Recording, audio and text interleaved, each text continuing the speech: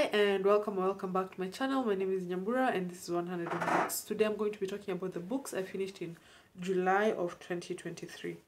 And the first of those was Hoot by Carl Hiaasen. I did this as a hybrid read and the audiobook is narrated by Chad Lowe. This book, of course there's a backstory here because when is there not a backstory with me? I had a copy of this book in 2010 or 2011. And then I lent it to a child who I knew. And then I didn't see this child again. And because of the context in which I knew this child, the context here was that I met the child through community work at a pediatric cancer ward. I had a lot of feelings caught up in the book, the title. Anyway, I think I managed to get past those feelings enough or to move forward from those feelings enough to read the book, and I'm so glad I did because it's a really moving tale of these three kids who work together to try and save a particular species of owl in a part of Florida. It's really beautiful and I'm so happy I got to read it. Then the next book I finished was Deaf Utopia, a memoir and a love story to a way of life by Niall DeMarco with Robert Siebert. And this I did as a hybrid read and the audiobook is narrated by Dan Bittner. So I wanted to listen to or read this for a while and then a Kindle challenge came up. There's a theme here and I picked it up. It's a really moving portrayal of Niall DeMarco's life and especially a tribute to his mom who, being a deaf mom of deaf kids, has been really instrumental in helping them forge their way, Niall and his brothers, forge their way through the world and figure out who they want to be and how they want to be in the world.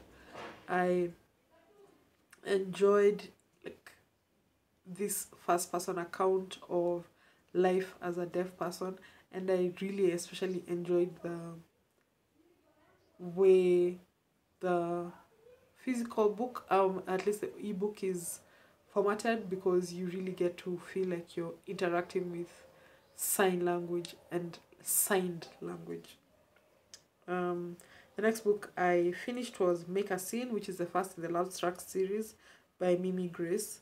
This is a novel that features, wait for it, fake dating, which I actually like. I know there are tropes which I don't like. We all know I dislike the miscommunication trope, but this is a fake dating trope.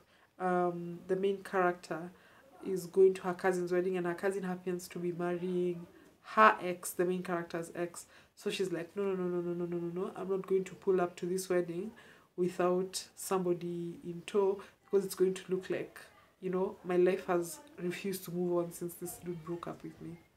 So she asks a guy she barely knows if he can be her plus one, and he says yes, and the sparks fly. I quite enjoyed it, and I have put the other books in the series on hold at the library so that when they're available I can read them. Next was Butler to the World, How Britain Helps the World's Worst People Launder Money, Commit Crimes and Get Away with Anything by Oliver Barlow, which is a hybrid read narrated by the author.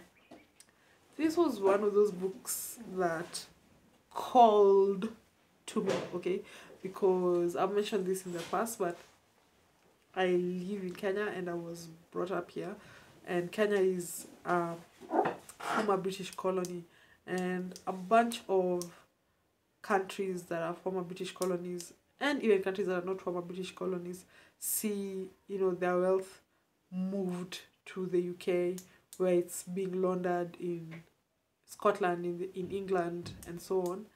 And so just being able to find out how some of these things happen, the laws, loopholes, etc that exist to make it so that the UK can be a money laundering, and not just money laundering but also like a place where crimes are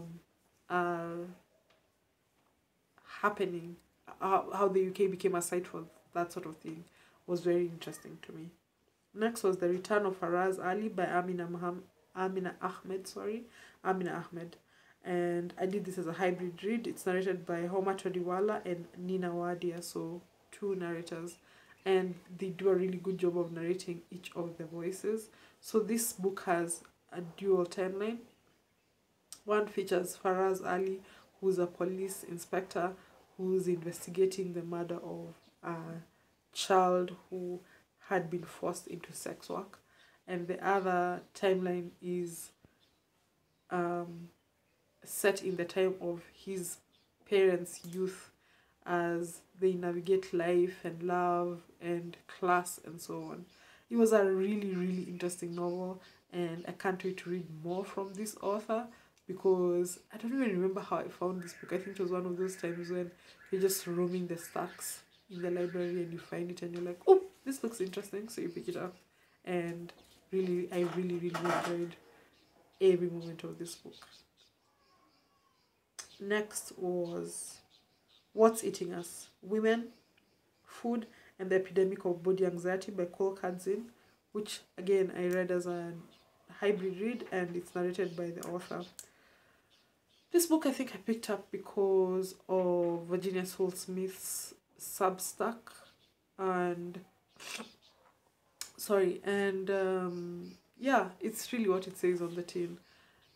It's also, though, like quite focused on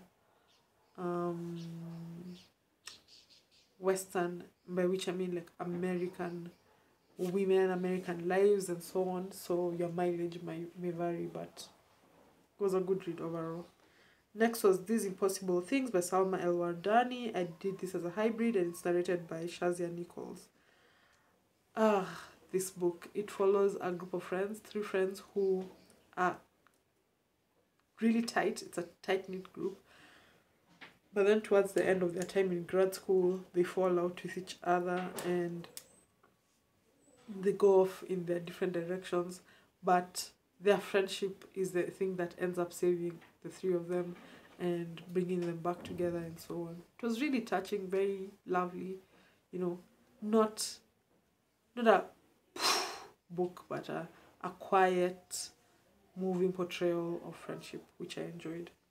The next book I finished was A Living Memory by Nicole Chang.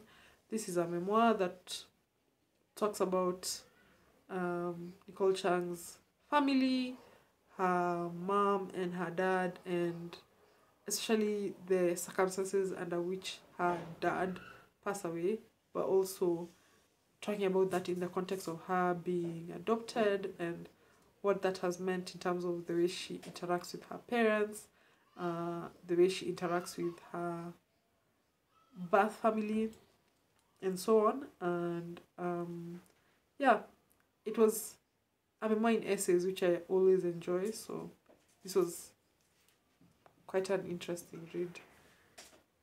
Next, They Were Her Property, White Women as Slave Owners in the American South by Stephanie E. Jones Rogers, which I read as a hybrid, and it's narrated by Alison Johnson. This book is really what it says on the tin. And it's a book I've been wanting to read for a long time because every so often it'll come up on Twitter and I'll be like, oh, I should read that book, oh, I should read that book. So I finally read it. And it was worth my while because I hadn't ever really thought about the fact that a lot of slave owners kept meticulous records, or that because slaves, these people were property and they were handed over as part of inheritances and so on and so forth and transactions, it meant that women who were classed a certain way and so on were participating in the slave trade and in American slavery. So it's a very illuminating book, and if you're interested in slavery or life in the antebellum South, American South, that's an interesting book to pick up. Lastly, in July 2023, I read Against White Feminism, Notes on Disruption by Rafia Zakaria. I did this as a hybrid read, and the book is narrated by Oka Simone Mohanty.